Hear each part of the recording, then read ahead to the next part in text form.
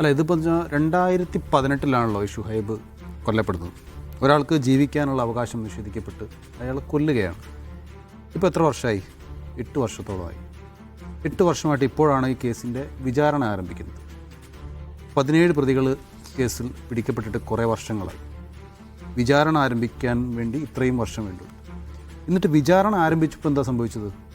സാക്ഷിയെ വിസ്തരിച്ച് തുടങ്ങുകയാണ്. ഒന്നാം സാക്ഷിയെ വിസ്തരിച്ചു, രണ്ടാം സാക്ഷിയെ വിസ്തരിക്കാൻ തുടങ്ങുമ്പം പ്രതിഭാഗം പറയുകയാണ് സാക്ഷിയെ വിസ്തരിച്ചത് ശരിയായ രീതിയിലല്ല എന്ന് പറഞ്ഞ് അവർ തടസ്സവാദം ഉന്നയിക്കുകയാണ്.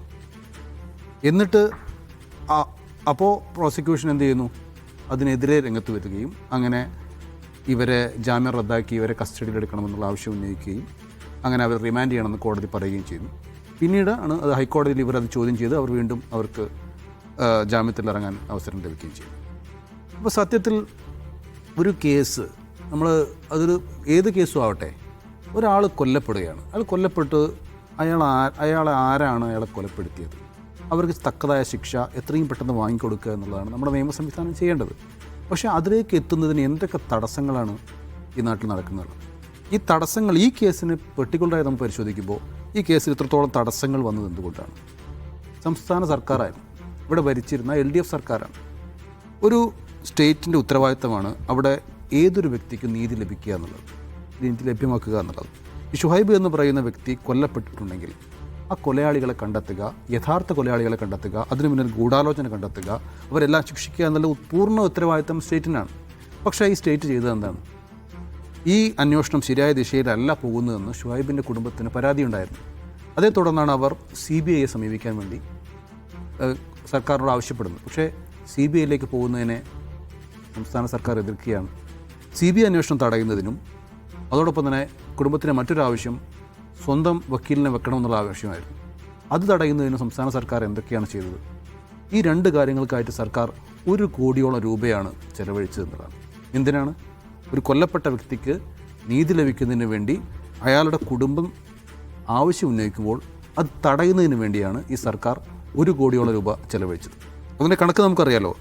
ഈ CBI അന്വേഷണം തടയുന്നതിന് വേണ്ടി ആകെ 95.96 ലക്ഷം രൂപയാണ് ചെലവഴിച്ചത്. ഹൈക്കോടതിയിൽ വിജയ് ഹൻസാരി എന്ന് പറയുന്ന മുതിർന്ന അഭിഭാഷകനെയാണ് നിയമിച്ചത്. അതിന് 64.4 ലക്ഷം രൂപയാണ് ഹൈക്കോടതിയിൽ മാത്രം ഈ സംസ്ഥാന സർക്കാർ അന്ന് വിനിയോഗിച്ചത്. അമരീന്ദർ സിംഗ് എന്ന് പറയുന്ന വക്കീലിന് 22 ലക്ഷം ചെലവഴിച്ചു. പിന്നീട് സുപ്രീം കോടതിയിൽ ജയ്ദീപ് ഗുപ്ത എന്ന് പറയുന്ന മറ്റൊരു വക്കീലിനെയും കൂടി നിയോഗിച്ചു. ഇവർക്കെല്ലാവർക്കും വേണ്ടി ഇവരുടെ വിമാനയാത്ര, ഇവരുടെ ഹോട്ടൽ റൂം, ഇതിനെല്ലാം വേണ്ടി വേറെയും കുറേ ലക്ഷങ്ങൾ ചെലവഴിച്ചിട്ടുണ്ട്. ഇത്രത്തോളം ലക്ഷങ്ങൾ ചെലവഴിച്ച് ഈ ഷുഹൈബ് വധക്കേസിലെ പ്രതികളുടെ ശിക്ഷ തടയുന്നതിന് വേണ്ടി സംസ്ഥാന സർക്കാർ ശ്രമിക്കുക എന്ന് പറഞ്ഞു കഴിഞ്ഞാൽ അതിൽ പരം അനീതി എന്താണ്? ഇത് ഷുഹൈബ് എന്ന് പറയുന്നൊരു കോൺഗ്രസ് പ്രവർത്തകനാണ്, മറുഭാഗത്തുള്ളത് CPMവുമായി ബന്ധപ്പെട്ട പ്രതികളാണ്. അതുകൊണ്ട് മാത്രം പ്രതിക്ക് നീതി ലഭിക്കാതിരിക്കുക എന്നുള്ളത് സംസ്ഥാനത്ത് നടക്കാൻ പാടില്ലാത്തതെന്നാണല്ലോ. അതേ സംഗതി തന്നെയാണ് ഇപ്പോഴും തുടങ്ങുന്നത്. ഇപ്പോൾ ഈ ആകാശ് തില്ലങ്കേരി എന്ന് പറയുന്ന വ്യക്തി, അദ്ദേഹം പാർട്ടിയിൽ നിന്ന് പുറത്താണ്. പക്ഷേ മറ്റു പ്രതികൾ ഇപ്പോഴും CPMൻ്റെയും DYFൻ്റെയും ഒക്കെ അതിൽ തന്നെ നിൽക്കുന്ന ആളുകളാണ്. അപ്പോൾ സ്വാഭാവികമായും ഇതിൽ നിന്ന് ജനങ്ങൾ എന്താണ് മനസ്സിലാക്കുക? ഇത്രയും കാലം നീതി ലഭിക്കാതെ ഒരു കുടുംബം കഴിയുകയാണ്, ഷുഹൈബ് കഴിയുകയാണ്. നമുക്കറിയാം അയാളുടെ സമപ്രായക്കാർ, ഈ 17-ൽ 15 പ്രതികളും ഷുഹൈബിന് സമപ്രായക്കാരാണ്. തട്ടുകടയിൽ എന്തോ ഭക്ഷണം കഴിക്കുമ്പോഴെന്തോ മറ്റാണ് കൊലപാതകം നടക്കുന്നത്. എന്ത് രാഷ്ട്രീയത്തിൻ്റെ പേരിലായാലും അയാളെ കൊലപ്പെടുത്തുക എന്ന് പറയുന്നത് ഈ നമ്മുടെ ജനത അംഗീകരിക്കുന്നില്ലല്ലോ. അപ്പോൾ സ്വാഭാവികമായിട്ട് ഇനി ചെയ്യേണ്ട കാര്യം കൊല ചെയ്യപ്പെട്ട ആളുകളെ പൂർണ്ണമായി ശിക്ഷിക്കുക എന്നുള്ളതാണ്. അതിന് എത്രയും പെട്ടെന്ന് എന്തൊക്കെ സൗകര്യങ്ങൾ ഉണ്ടാക്കാൻ കഴിയുമോ അത് ചെയ്യുക എന്നുള്ളതായിരുന്നു സംസ്ഥാന സർക്കാരിനുള്ള ദൗത്യം. നടന്നില്ല എന്നതാണ്. ഇനി ഇപ്പോൾ ഈ ഹൈക്കോടതി ഇവർക്ക് വീണ്ടും ജാമ്യം അനുവദിച്ചല്ലോ, മറ്റേ ജാമ്യം റദ്ദാക്കി, ഉത്തരവ് റദ്ദാക്കിയല്ലോ.